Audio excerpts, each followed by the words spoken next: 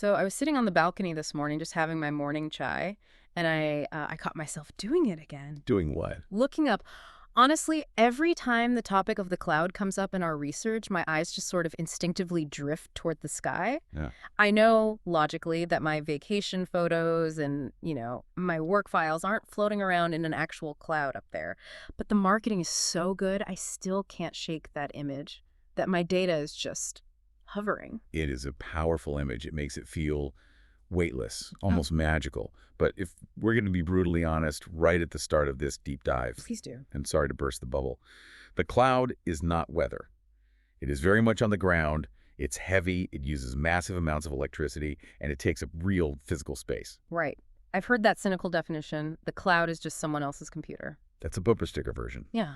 And, I mean, while it's technically true, it really misses the scale. It's not just someone's computer. Yeah. It's this global network of hyper-connected industrial-scale data centers that all act as one. But sure, at its core, it's hardware. So if it's just hardware, why the obsession? Why is the entire global economy seemingly moving its furniture into this someone else's computer? Because to me, giving my data to someone else, it just sounds risky. Let's look at it through a lens that, hits close to home. Yeah. Think about money. Okay.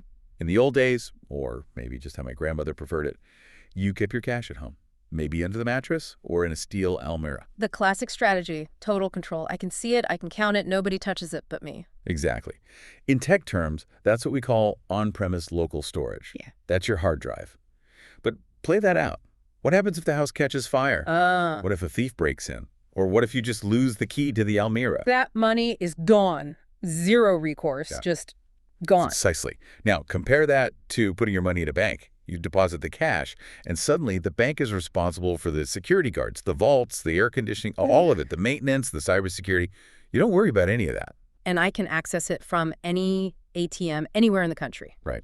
You've traded that physical possession for accessibility and security. Yeah. And that is the fundamental promise of the cloud. It's moving from the mattress of your hard drive to the bank of a global network. So you trust the bank to handle the heavy lifting, the infrastructure, so you can just focus on spending the money. That's it. Okay, that makes sense for storage. But the notes you sent over mentioned something called utility computing. That sounds a bit more industrial. It is. And this is the insight that really changed the business world. Think about the electricity in your home right now. Okay. When you want to run the AC, do you go out back and shovel coal into a personal power plant? I definitely do not. My neighbors would file a complaint immediately. Right. You connect to the grid. The electricity company manages the turbines, the transmission lines, everything. You just flip a switch. And here is the key economic shift. You only pay for what you use. So if I go on a month-long vacation and flip the main breaker... Your bill is zero, or close to it. And this was the revolution. Before the cloud, companies had to buy these massive server rooms, basically building their own power plants, just to launch a website. And if nobody visited the website? They still paid for the servers, the cooling, the IT staff. It was a huge capital expense. But with the cloud. You plug into the grid. Yeah. You pay for computing power by the second or the hour. It shifts the entire cost from this massive upfront investment to a manageable operating expense. That's a huge distinction. It lowers the barrier to entry, doesn't it? You don't need $1 million to start a tech company anymore. You just need a credit card and an idea. Oh. It democratizes innovation. All right, so we've established the why. It's a bank for data and a power grid for computing. But I want to look under the hood, or maybe into the kitchen. I keep hearing about front-end and back-end architecture. What's actually going on there?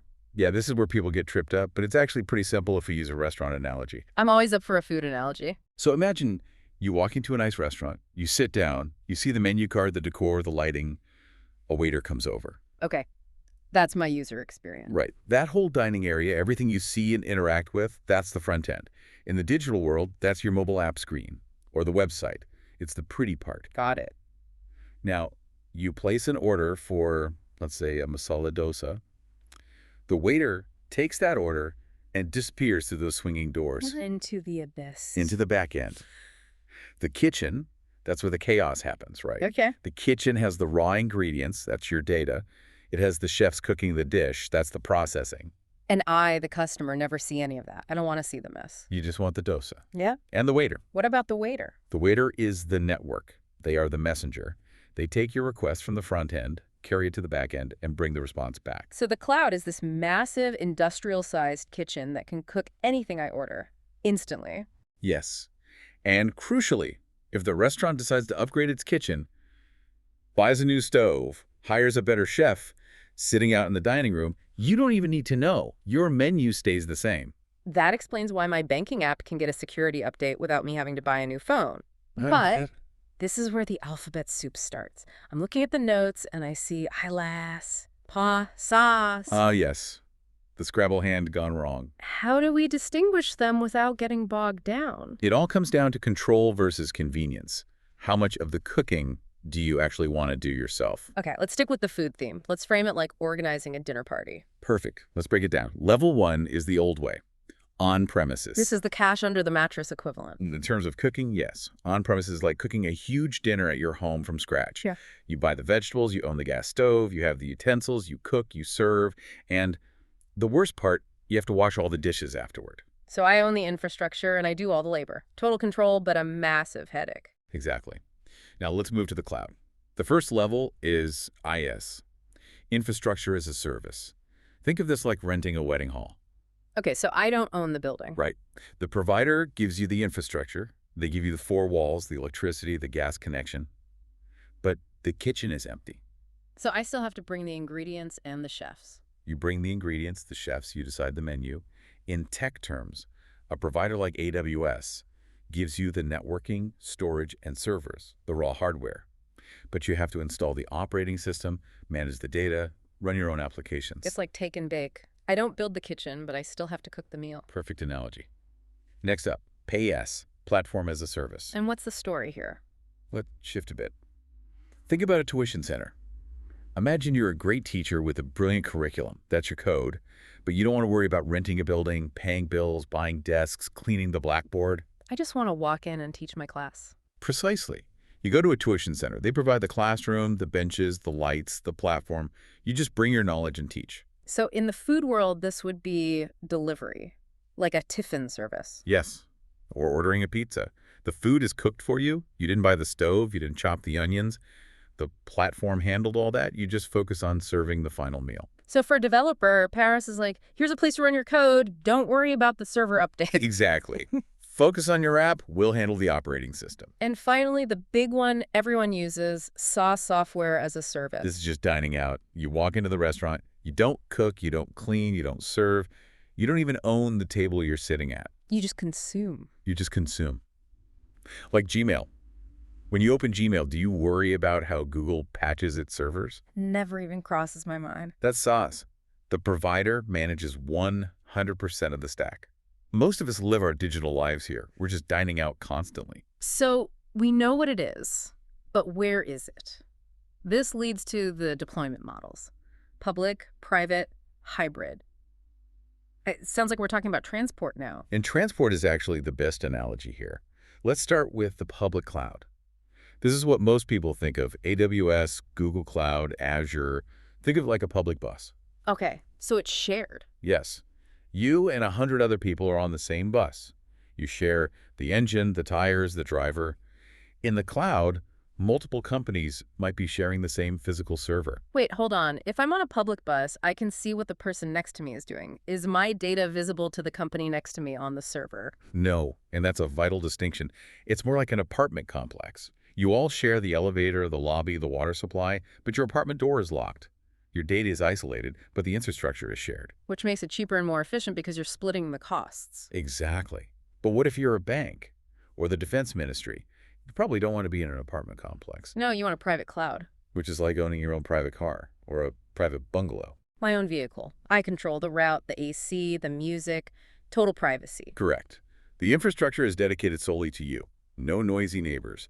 But just like owning a luxury car, it's expensive to buy and expensive to maintain. You're responsible for the mechanic, the fuel, the security. So private is secure but pricey. Public is cheap but shared. Is there a middle ground? That's the hybrid cloud. Imagine you have a small family car that's your private cloud for everyday use. But it's Diwali. and the whole extended family is visiting. Your car's too small. So I call a taxi or rent a minivan for the day. Exactly. You use a taxi, the public cloud, for that extra capacity. In the industry, they call this cloud bursting. You keep your sensitive data safe at home, in private, but when you have a massive sale, you rent extra space in the public cloud to handle the rush. That's incredibly smart. You don't pay for the minivan all year just for that 1 week. Best of both worlds. Okay, I want to go a little deeper here. We've talked about the buildings and cars, but what about the actual work? The outline mentions virtualization. How does one physical computer pretend to be 50 different computers for 50 different people? That is the magic trick of the cloud. Imagine a massive, open-plan office floor. That's one physical server. Okay, a huge room. Now, imagine putting up dividers to create 50 separate cubicles. So everyone gets their own little workspace. Exactly. Virtualization software. It's called hypervisor. It slices up that one physical machine into many small virtual machines. To the user inside their cubicle, it feels like they have their own private office. But in reality, they're just using a slice of the building's resources. The hypervisor is like the office manager, deciding who gets how much space. Yes, and this allows for scalability. Let's go to an Indian wedding. Oh boy. The guest list that never stops growing. Right. In the old days, on premises, you booked a hall for 500 people. If 600 showed up, you were in trouble. Panic mode. Absolute disaster. Not enough chairs, not enough food. But if only 200 people showed up, you still paid for 500 plates. You lost money. A lose-lose situation. In the cloud, you have elasticity. It's like a magical wedding hall where the walls automatically expand when more guests walk in. Chairs appear, food refills itself, and when the guests leave, the hall shrinks back down instantly and your bill is adjusted. That is a business owner's dream. Now, I'm seeing another term here. Serverless computing. Is that what it sounds like? Computers without servers. It sounds impossible, right? But think of it this way. You know the Pani Puri vendor on the street corner? Of course. When you go to eat Pani Puri, do you rent his stall for an hour? No, I pay per puri. I eat 6, I pay for 6. That is serverless. In the tech world, this is AWS Lambda or Azure Functions.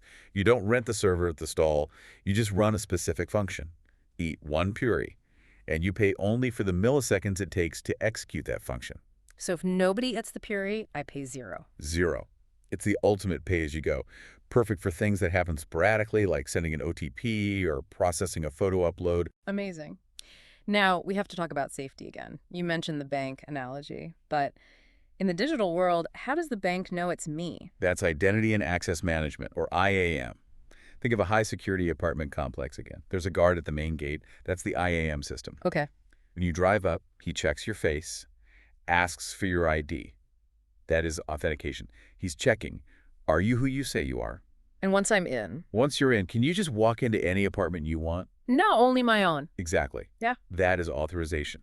The system knows that you are allowed to enter Block B, Flat 302, but you are definitely not allowed into the penthouse. The cloud manages this so the intern can't accidentally delete the CEO's database. That makes me feel better. But speaking of managing things, the notes mention one last big concept, containerization. Docker and Kubernetes. This sounds like we're at a shipping port. And that is literally where the name comes from.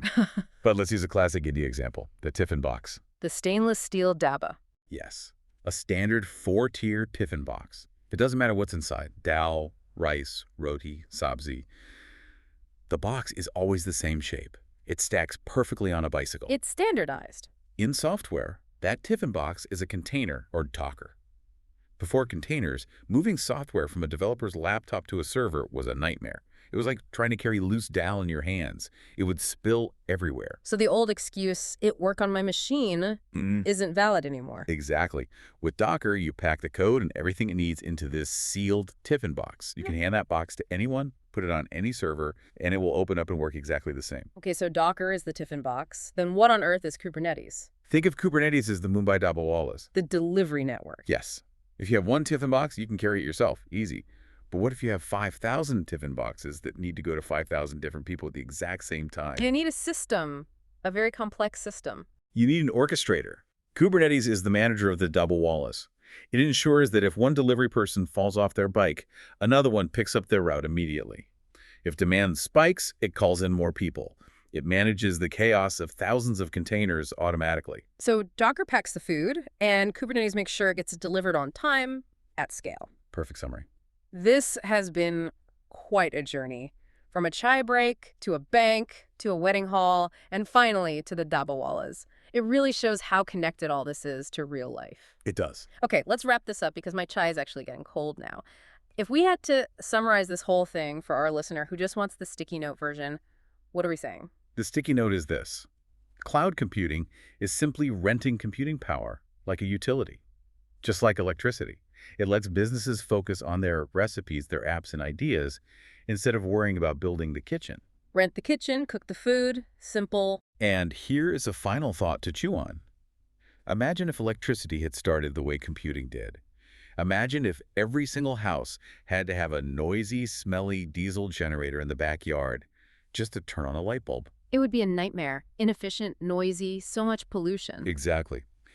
We are currently in the transition where the world is turning off those noisy personal generators, the hard drives and local servers, and finally plugging into the global power grid of information. So the question for you, listening right now, is, are you still running a generator? Or have you plugged into the grid?